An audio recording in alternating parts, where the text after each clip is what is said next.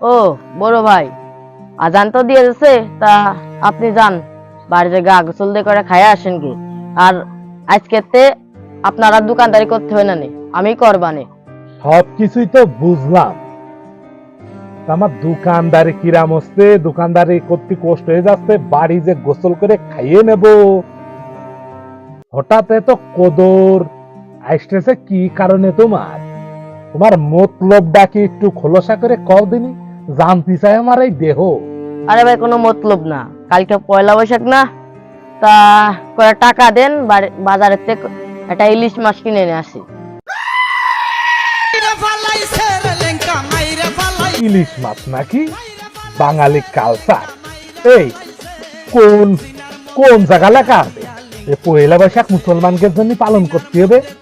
হ্যাঁ, তুই যে করছিস কিছু টাকা দেব, তুই ইলিশ মাছের দাম কত জানিস? পালন করতে হবে না, টাকা আমাকে আমি দিতে পারবো না, বলো। এমনিতে এই একটা টাকা ইনকাম করতে কত কষ্ট হয় তুই জানিস? এই জন্য এত ভক্তি দেখাচ্ছে চাইছে না?